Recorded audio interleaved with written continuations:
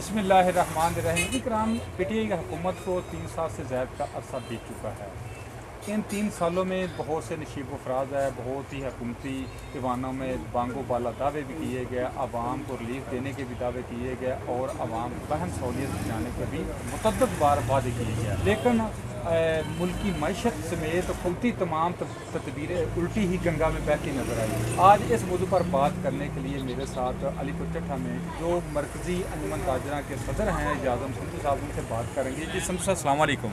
वालेकुम सलाम। बहुत शुक्रिया आपने टाइम दिया। संधू साहब, सदर होने की हैसियत से पहला मेरा सवाल है तजारत के हवाले से। हुकूमत के 3 साल दावे को एक साइड पर रखा जाए, जो मुल्की हालात हैं उस पर आप वीर भाई, आपने मुल्क पाकिस्तान के जो ताजरान और अवाम हैं उनकी दुखती हुई राग पे हाथ रखा है।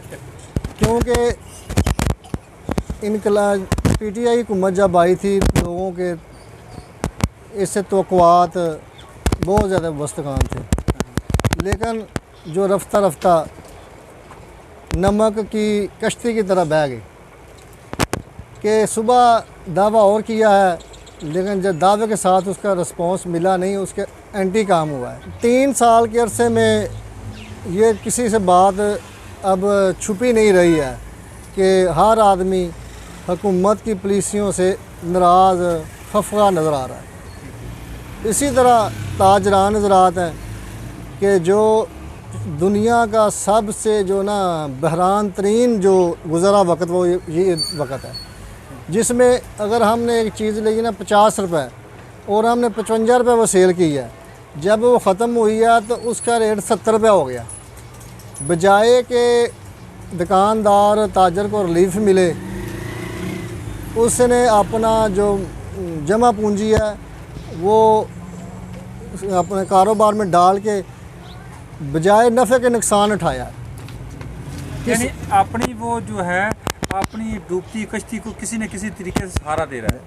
हाँ, हर कोई अपनी डूबती कश्ती को सहारा दे रहा है, लेकिन वो सहारा नज़र नहीं आ रहा है। वो जो सहारा उसे भी ये जो दौर है ना, वो उसे लेकर डूब रहा है जी। यानी कश्ती को डूबने से बचाने के लिए जो सहारा दिया जा रहा है वो भी साथ डूबा जा रहा है जी। मिलेगा। कल हमारा मरकज़ी अंजुमन ताजरान का इजलास हुआ, जिसमें मैंने बरमला अपने ताजर भाइयों से कहा है कि कोई शख्स भी जो हुकूमत की पॉलिसी आ रही है उसके मुताबिक ही खुर्दनोश की अशिया जो है खाने पीने की वो सेल करे। लेकिन बदकिस्मती ये है कि हुकूमत सिर्फ ऐलानात करती है, रेट फिक्स करती है, लेकिन जो ताजरान को मसले दरपेश हैं, मसलन एक दुकानदार है, ताजर भाई है, वो फैसलाबाद से माल मंगवा रहा है। पहले गाड़ी जा रही थी उधर 4000 की, अब 8000 की जा रही है। वो 1 रुपये में तो मसला नहीं ना हल होगा। अब तो कम से कम 5 से 10 रुपये फ़ी किलो के हिसाब से दुकानदार को मार्जिन दिया जाए, फिर उसके वो अखराजात पूरे होंगे। नहीं तो वल्लाह के मैं देख रहा हूँ कि ताजर काफ़ी दुकानदार ऐसे जिनकी दुकानों में से माल जो है ना वो भी ख़त्म हो गया। जब ये यहाँ तक नौबत आएगी तो फिर मैं देख रहा हूँ अपनी नज़र से कि अल्लाह ताला मेरे मुल्क का हामी नासर हो।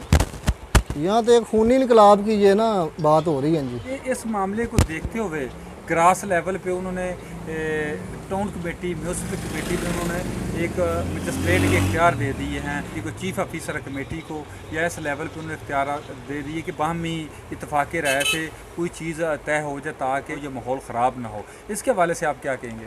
असल में बार साहब, CO साहब, इलाका मजिस्ट्रेट से हमारी डेली मुलाकात हो रही है, किसी न किसी मामले पे डिस्कस हो रही है।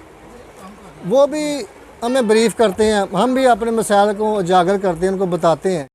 ये हमारे फ़र्द हैं, हमारे रहने वाले हैं, हमारे साथ भाई हैं। ये इनके ना जितने इख्तियार वो तो कर रहे हैं, लेकिन असल मामला है कि दुकानदार को सब्सिडी दी जाए। ये कुछ किसी मुल्क में ऐसा नहीं होता कि आदमी 100 रुपये चीज़ लेकर 70 रुपये, 80 रुपये या 90 रुपये दें। हुकूमत इसलिए इस मामले में टोटल फ्लॉप हो चुकी है कि चीना, हुकूमत के पास कौन सी चीनी है, यहाँ गंदम है। इसमें? यहाँ हालांकि तो ज़री मुल्क है हमारा। ज़री मुल्क है, यहाँ तो हमें वो अब रिलीफ दे ना जी, जिसने पिछली तो हुकूमतों ने ठीक है उन्होंने जो मर्जी किया है, लेकिन वो उन्होंने सब्सिडी भी दी है। इस हुकूमत ने जब सब्सिडी नहीं देनी है तो फिर कोई आदमी भी कारोबार अपने बच्चों के रिज़्क़ के कमाने के लिए करता है, अपने वसाइल को ज़्यादा इनकम के लिए करता है, नुकसान के लिए कोई नहीं करता। तो आपकी कैबिनेट इस मामले में आपके साथ है, बाहमी रजामंदी के साथ एक जो है ना ताजरों को साथ लेके और इंतज़ामिया को साथ लेके चल रहे हैं, क्या इसमें इख्तलाफ नहीं आ जाएगा? नहीं, मेरी अल्हम्दुलिल्लाह पूरी कैबिनेट मेरे साथ है। वो जो उनको ऑर्डर किया जाता है वो उसे फॉलो करते हैं। लेकिन ये भी बात है कि अगर हमारे किसी ताजर भाई के साथ हुकूमती किसी महकमे के किसी भी वर्कर ने अगर ज़्यादती की तो हम अपने ताजर भाइयों के साथ भी हैं। देखें ना, अगर हम किसी भी महकमे के साथ बामी रजमंद तो अल्हम्दुलिल्लाह हम अपने ताजर भाइयों का डिफेंड करने के भी साथ उनके साथ जिनमें ताज खड़ी है।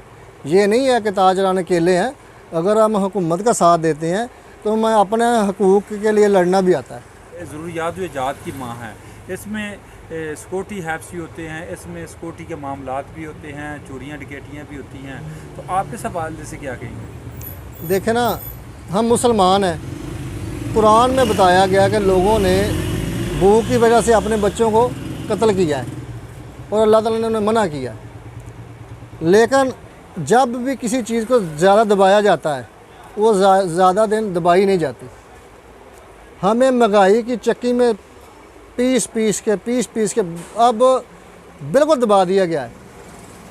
मैं देख रहा हूँ कि आज 2 दिन 4 दिन महीने 2 महीने साल में ये इंशाअल्लाह जो वक्त है ये वक्त नहीं रहेगा। पाकिस्तान में बहुत बड़ी तब्दीली आने वाली है, चाहे ये हुकूमत लेकर आए या कोई लेकर आए, लेकिन तब्दीली ज़रूर आएगी। किस चीज़ की तब्दीली आएगी? मैं देख रहा हूँ कि अगर हुकूमत ने कोई अच्छे इक़दाम ना किए तो फिर मुल्क का खुदा रहेगी दास्तानों में। नहीं, दास्तान नहीं रहेगी, दास्तान में दास्तान सुनाई जाएगी आने वाले लोगों को। अच्छा, कि पाकिस्तान में इस तरह हुआ था, उसके बाद ये हुआ है। ठीक है, तो आप अवाम को, अपनी कैबिनेट को क्या पैगाम देंगे? मैं अपनी कैबिनेट को ये पैगाम दे रहा हूँ कि कोई भी हुकूमत हो उन पे हम मुकम्मल तौर पर हुकूमत की हिमायत करते हैं, और अगर जिधर किसी हुकूमत ने हमारे ताजर भाइयों का हक पे डाका मारने की कोशिश की तो अल्हम्दुलिल्लाह हम अपने ताजर भाइयों के साथ भी खड़े हैं। हम वो नहीं है जो शाबा करेंगे, हम बुरे को बुरा और अच्छे को अच्छा कहने की हमें ताकत है। जी, ये ईमान की अलामत है, बुरे को बुरा कहें और अच्छे को अच्छा कहें। बहुत शुक्रिया संधू साहब।